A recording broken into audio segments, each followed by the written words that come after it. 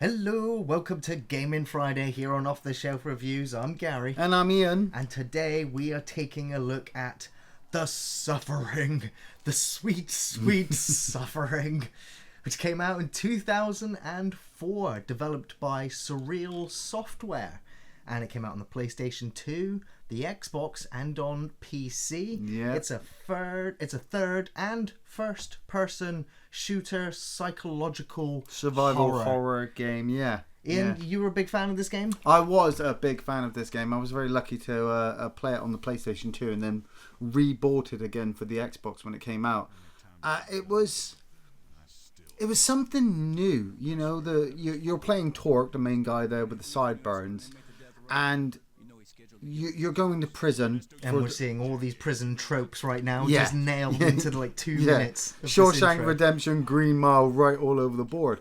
But you've been sent to jail because you supposedly You're on death row, actually. killed your wife and 2 sons. Yes. And But so Torque doesn't remember it. Well, what happened? He's proclaiming his innocence. He's had blackouts ever since he was a kid, and during these blackouts, violent things have happened, and you know he's been in and out of prison. His family were the only good thing in his life, so something bad happened to them, and you're like, "Oh, there's a mystery behind this game as well." Yeah. And then on top of that, the gore factor, the violence factor, the designs of the creatures, the dynamic of the gameplay, it was outstanding.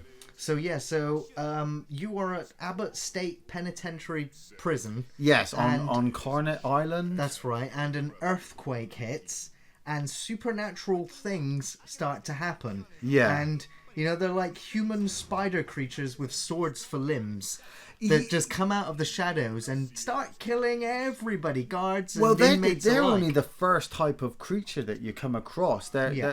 Each of the monsters represent some kind of violent act that has happened on the island for centuries. You've got the bladed, decapitated ones that are called Slayers. But each one of the monsters represents all of the different modes of execution. So Yeah. they represent being decapitated. You get the marksman, where they represent the death by firing squad. With all the guns on their back. They were amazingly designed. You had You got the lethal mainliners injection. from lethal injections. Yeah. You got the noosemen from being hung. You've got the burrowers Yes. after being buried alive. You've also got the ones that were burnt alive. You've also got the slaves that were on the ships, you know, throughout the history, as you said, of this island. Yeah. That come back as monsters, as this paranormal, supernatural activities, you know, takes over the entire island. Yeah. And the story basically has Torque fighting these demons, as well as the demons within him. Yes, and of his within history himself and as the well. Blackout. Yeah. This is from, as I said, Surreal Software. Yeah. And their only other games was the Drakon series. The first one, I think, was Order of the Flame back Okay. in 1999. And they also did a Lord of the Rings game, The Fellowship of the Ring, in 2002. Oh, First Death. So they also then worked on the sequel to Suffering, The Ties That Bind. But the actual studio after that, they were a subsidiary of the Warner Brothers, and they ended up merging with Monolith Productions. Oh, right. And I couldn't think of a better company, really, to be merged with. If you make this sort of game, merge with Monolith. And, you know, they still exist, but now under Warner Brothers' own sort of gaming sphere. Yeah. Yeah. And this game was also inspired by Stanley Kubrick's The Shining. Nice. Clear influences from Resident Evil and Devil May Cry, and they also wanted to make it have a Half-Life feel as well. Yeah. Where it felt like there were other inmates, there were other guards, and there were other people that exist in this prison that you come across. Yeah, the world in itself is brilliant. I only find the annoying factor is Torque doesn't say anything. No, he's the silent character. He's the silent character. You speak through your actions. Yes, yeah. But the fact that everybody talks to you and you don't say a single word to anybody throughout the whole game, you're just like, how does this guy even... Well, like I said, it's the Half-Life thing. Yeah, So- yeah. One of the things I loved about this game There we go. was the first person mode. Yeah, it's You know, optional, isn't it? It is optional, but it you know, being a first person shooter fan myself, Torque, put your bloody photo away. You don't need that. Being a first person fan myself, I sometimes don't really like third-person games, Right. you know, unless they work really well. This one worked really well because you could do that, and so you got to look at the intricate detail. So you can look at the nudie pictures on the wall. Yeah, the nudie pictures, you know, the scroll-ins. And I was just like, wow, you know, a lot of games don't do that. They don't add that extra feature to bring you more into the world. No. So yeah, I can definitely appreciate that as well. But I tend to find that the first person mode throughout most of the game didn't quite work, especially when it got into the combat of the game. Oh no, well that's where I disagree, because obviously like I said, as a first person fan, as soon as you get into combat and you've got your guns, yeah, going into first person mode helped the aiming a lot more, because the enemies jump all over the place, all over the ceilings. They're coming out of other doorways. So having that first person mode to be able to quickly know your routes, what corners to check and things like that, really, really helped the game. Well, something that for me, one of the reasons why this game stood out was because we started to see less and less horror titles, and so any game that had psychological horror or horror elements in it, I'm instantly on the train. Yeah. And the lead developer said that he saw The Suffering as somewhat unique among console action adventure or shooter games in the seriousness of the subject matter and of the moral themes that this game endeavors to explore. Yes. And that was the real hook for me, because you know the action elements of the game, it's standard fare. It's the trappings of the video game of the time. Yeah. But what it did with the story and the morality of the game was what kept you playing, what kept you even wanting to replay the whole game again to see how the morality affects the ending. And the game has 3 different endings. So with the morality system, I mean, it's fairly simplistic, and you know the developers of the game were working on a game called The Gunslinger before this one. It was a cancelled project. Okay. And they cancelled it as well because it was way too ambitious, because they wanted to have all of the NPCs in the world react to all of the decisions that you've made in other towns. Yeah. So if you've gone into a bar and just killed everyone, they wanted the new stuff, but they just couldn't do it. Limitations of the software, of the programming. And so the morality system is here in a shadow of itself, because like I said, it is very simplistic, but it's still really interesting. Now, when I say simplistic, it literally comes down to the point where a guard will say, "Help me." Yeah. And you'll have, I call it the voice of an angel. It's basically your dead ex-wife. Yeah. Who's just urging you to do good or to help. Yeah. And you also have the demon voice, which is constantly telling you to fuck everything up and kill everyone that you come across. Yeah. And like you said, you don't talk, but you act. So basically, you will either go and kill the guard or go and save the guard. And that affects your morality, which in turn affects the end of the game. But it doesn't just affect the 3 endings that you get. It does have an impact on the NPCs that you come across. Not in so much that their behavior has changed, but the dialogue is different. Yeah, they're a bit more suspicious of you because, well, you're constantly covered in blood. That's right. And as you progress through the game, your character's appearance will also start to appear more demonic as the game goes on. But see, also the picture that you saw of your family, as you become, start making bad decisions or killing people, that picture starts to get covered in blood, covered in dirt, and then eventually it just starts to get crumpled up into a ball. Nice. And so it's like, that's a good indicator of where your moral alignment is as this version of Torque. Yeah, I mean, when I played this through, I'm trying to get through this door. I know I'm supposed to open that door. There's a guard, I think he turns up. When I played it through, obviously I already knew about the moral factor, so I was trying my best to be good, I suppose. I wanted to be good. Here he is. And so I saved as many guards as I could, and I also knew that if you changed into you can become a monster later on in the game. Well, you have a sanity meter, and when horrific things start to happen to you or you're in combat, the sanity meter goes up, and once it's reached maximum, you transform into the demon within you. Yes.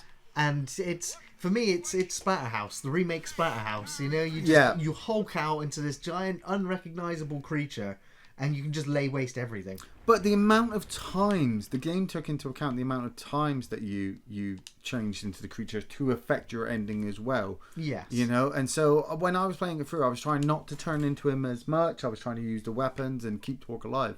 And then when I got my ending, you know, it left me with an uneasy feel because I think I got the medium. The neutral ending. The neutral ending because I had killed a few guards along the way accidentally. I'd be in the middle of a firefight helping them, hulk out, and then obviously not realise that my damage was so catastrophic for them. And then, the ending left me with such an uneasy feeling that I was just like, do I really want to go back again? You know? Re-experience the nightmare. Now, there are moral choices in the game where it doesn't give you necessarily all three options. Like, you'll come across a guard who's bleeding and dying, but he's in agony. Yeah. And you have the choice of shooting him, which is good morality, because you've put him out of his misery, or walking away from him, which is considered neutral morality. So there's no bad morality there. You can't earn any bad morality. So like we said, this is the first morality sequence where this guard wants us to help him. Yes. And you're hearing the voices. The wife says to you, you know, don't get angry. The guy's telling you to kill him. And so you have to sit through. If you react to this guard, he may just start shooting you. And so you'll be wanting to defend yourself. And then kill him and affect your morality. Right, yeah. And if you do make bad choices, your dead ex-wife will continue to scold you and tell you that you're making bad decisions. I think you can make a few bad decisions and redeem yourself as you're going through. Yeah, but if you want that ending, you've got to know which one you're going for and stay that way. Yeah. Stay aligned that way. And so, later on, I think you'll find a guy who's being electrocuted. Yeah. And you literally have the option to electrocute him more, which is bad karma, or just leave, which is considered neutral. There's no way to earn good morality in that choice. Yeah. So, those are basically, that's how the morality system in the game works, and it works really well. Like I said, it's simplistic, but it's enough to actually tie this game together as well. I just love the environment as well. You've got the prison. Then once you get through the prison, you get out into the island itself. You realise that there's the earthquake has torn everything up as well. Yeah, there's loads more elements. You realise that the history behind the island, like there's a doctor who's been obviously experimenting on people for years. So he's got his own little lab. Yeah. And you realise this island's massive. It's got all these different things to take into account, all these different monsters that are coming out of the woodwork. It really makes me think of Outlast, which starts in the the insane asylum. Yeah. And you have the flashlight, which you need batteries for. And, except obviously, that's just the run and hide the game. Whereas in this one, it's all about the action. Yeah. So how do you find the combat? I mean, right now you're limited to the first weapon, the shiv. Yeah, but I loved the combat. I mean, like I said, going into first person mode was always awesome. But on top of that, when you got your other weapons, you get your hand cannon. I think I pick up the hand cannon now when this guy dies. Yeah, there he goes. He's dead. So I saved him. This is what happens a lot. You save them morally, and then all of a sudden somebody kills them off. Yeah, I think that happens throughout the entire game. I don't think there's very few people you actually rescue or save indefinitely. There's probably a couple. Yeah. Main ones, but nobody. You don't save like a whole population. Ooh. Flashbacks. Yeah. Memories. I think that's the wife. Oh no, he's gone. But the fact you could go in the first person, and then you'll get 2 pistols. Yeah. Then you'll get 2. Then you get your shotguns. You get Tommy guns as well. Yeah, you get flamethrowers, Molotov cocktails, TNT. Yeah. So when you get into a fighting sequence, man, you can really skipping go through off. Weapons and guns and yeah. And on top of that, being able to change into the monster when it gets really, really difficult. Like I said, the combat was just awesome. I remember a sequence where I ended up going outside and there was just loads of those rifle guys. Yeah. And I tried to face them on in a firefight and they kicked my ass. So, what I had to do was I had to hold back. Yeah. And take one out at a time from a distance, and to... Pick your fights. Yeah, to think like that, you could just run it, I'm going to run in there. No, I'll just have my ass handed to me. I best go and do something else before. So how difficult do you find the game? The puzzle aspects can be a bit crazy. It's been a while since I played it, so this room, I'm like, is there something here? I can't remember. But you go off. You always end up having to backtrack to find the key, to find do the something. code, or... Yeah, but it's at the same time it's very simplistic as Yeah. well. It's very obvious. Right, I need a key for this place. Oh, I've just found the key. Go back, unlock the door, and I'm on to the next area. But I definitely found when I played through the game that it tonally and atmospherically it worked really well. I really liked the script and the voice actors, the dialogue, the grittiness of it. Of course, there's lots of vulgar swearing and bad language. Well, yeah, you're in a dirty prison, you know. Yeah, well, exactly. So I mean, but it retained that authenticity. It didn't feel silly or goofy. Yes, It kind of felt real, and again, the morality system sort of grounding it in that reality as well, so that it didn't just seem...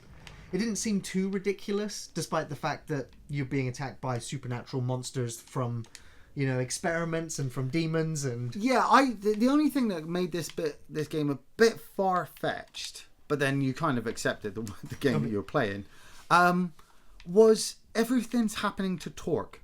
Yes. You know... Even the end boss, it has a mini version of Torque sort of in his stomach. Yeah. And so it's like you're actually fighting yourself, your real demons manifested. Yeah, and it's just like...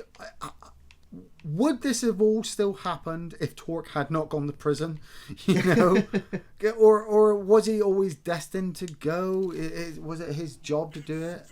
I did play the second game, but I don't remember finishing the second one. And it was... At least it was more of the same. Yeah. You know, graphically it looked, you know, just a little bit better, but gameplay wise it was exactly the same. But story wise, I don't remember it as much as I remember this one. See, I never played Ties of Bind. I wanted to after the excitement of this one. Yeah. But then I heard that Ties of Bind wasn't as good. Based more in the city, I believe it was. Yeah. I think it's the same city from Manhunt, actually. Right, I'm heading back to this puzzle. I don't know why I'm getting stuck with this puzzle. Okay. Now, I also think it's kind of interesting that back in 2005, so at the release of the Ties That Bind, Midway and MTV Films announced a film adaptation based on both the Suffering games. Nice. Stan Winston was even signed on to the project to do all the creature work. Oh, that would have been amazing. It's 2017. Yeah. And Midway's not around anymore, so... No. I don't think we're actually going to see the Suffering movie at any time. They should totally make a movie. It just works. Would you so rather well. them make a Suffering 3, a remake Suffering, or a Suffering movie? Oh, I think I'd go for a Suffering movie. Something really silly. I mean, the game itself is silly and over the top, so might as well just... You could easily just make a straight-to-DVD crappy film that people go, actually, that was really, really good. I enjoyed all the blood, guts, and gore. Who would you cast as Torque? Vin Diesel. Oh, God. Right, see, this is why the first-person mode works. This thing is crawling all over the place. I can hear it. Yeah. It kind of sounds like it's continuous, like it's stuck somewhere. He's stopped. Is he up on there? He is. He's scuttling on the ceiling. So for me, the first-person mode works really well. It's kind of essential, yeah. To get that aiming on him. Right. But it's when he's running at you and it's frenetic like this and they're sidestepping. Yeah, but I love that aspect of their intelligence. Thinking like necromorphs where you have to shoot their limbs. Yes. Nope. But even if you shoot their heads, the bodies still come. Right, yes, yeah. Oh, come on. Yeah, right. Okay, where's it? There it is. You know, I could kind of seeing these creatures work as Cenobites. Yes. From Hellraiser. Yeah, they definitely have that feel. Yeah, I got you. Reload. Right, okay. Let's check the toilet. Always stuff in the toilet. Always got to look for the painkillers. So how scary did you find the game? Because one of the big criticisms of the game was that it was not a great blend or a good mix of horror with action, because the action sort of overrides the horror, especially when you've got flamethrowers and Tommy guns and you're blasting all the monsters away. Yeah, the action does override the horror to the point where, like I said, you get further on into the game, you're not giving a shit, you're just blowing everything away. Yeah. But I can hear you. I'm trying to let you in. Door's not working. lost his keys. He's lost his keys. I'm sure you'll walk away and hear him die horribly. Yeah. But the horror aspect around his family, you know, like I said, when you like moralistically, if you play it in the evil way, you notice the loss of his family. So you're not Torque the caring father anymore. You're this hideous monster that kind of deserves everything that he's got coming to him. Yeah. Just so happens he's just an unstoppable badass as well. When you're trying to do good, yeah, and the horrible things are still happening through the visions of your wife, those horror aspects, I don't know if you consider them horror aspects, maybe psychological aspects, worked really well. See, yeah, I enjoyed those moments. So even though the game didn't scare me, like monsters jumping through the glass windows and appearing anywhere, you know, it didn't make you jump. No, it was kind of obvious what was going to happen. Yeah, because the enemies kind of come at you pretty relentlessly, like every area, every stage. You know, it's cut and dry. You're blasting all the monsters and you're not scared of them anymore. Yeah. I'm more fascinated by them. Yeah. Because the creature design work is so good for each one of the types of monsters. See, like I said, that like those bits made me jump because you don't expect them. They just come out of nowhere and the sound effect goes. And, yeah, right in your face, and you're just like, oh Christ. And so yeah, those memories, I guess, are leading you towards the 3 different possible endings. Yeah. I think the good ending has the family were killed by a couple of hitmen. Yeah. And the end of the game sort of suggests that there'll be a retrial.